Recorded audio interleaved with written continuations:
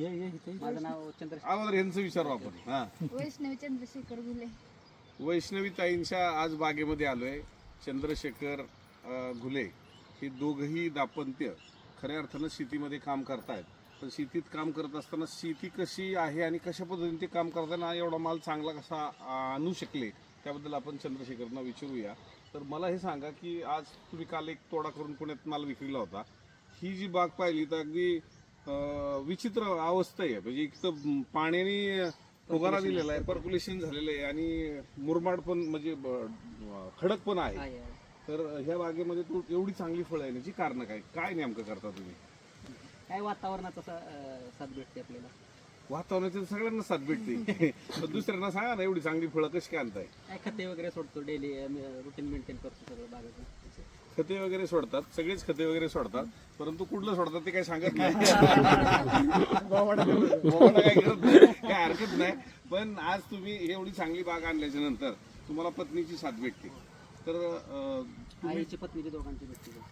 आईला पण बरोबर चांगलं झालं. BSc ॲग्री आणि MSc ॲग्री पर्यंत शिक्षण तुमचं झालं, त्याचा काय शेतीला फायदा होतो? 100% झाला ना.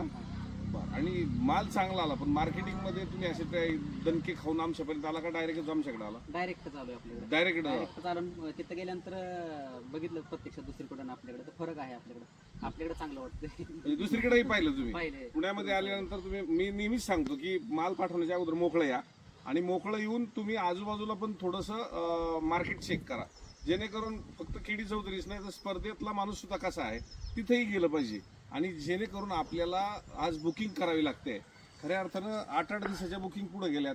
मी तर खरंच धन्यवाद देईन, शेतकरी आपल्यासाठी थांबलेले आहेत. पण जर हे बुकिंग नसतं तर अचानक एवढी आवक आली असते, बाजार घासळले असते. आणि खऱ्या अर्थानं आज तुम्ही आमच्यापर्यंत आला. पण हे पहिलंच वर्ष आहे तुमचं? दुसरं वर्ष. ते मागच्या वर्षी कुठं होतं तुम्ही? आपल्याकडेच होते. दोन्ही वर्ष आपल्याकडेच आहेत.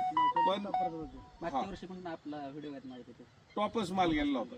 पण आता हे मार्केटला येतात, तुम्ही माल पिकवता, तुमच्या काय अपेक्षा आहेत की काय आपल्याला कशा पद्धतीने पुढे जात? चांगला भावही मिळावा. अच्छा, चांगला म्हणजे किती? 200-250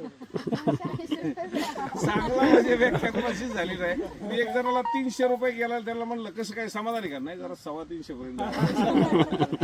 त्यावेळेला चांगला याची व्याख्या होऊ शकत नाही. पण जशी परिस्थिती आहे त्या परिस्थितीमध्ये 10-20 रुपये का होईना केडी चौधरींनी जास्त दिलं पाहिजे, यासाठी माझे प्रयत्न आहेत. धन्यवाद.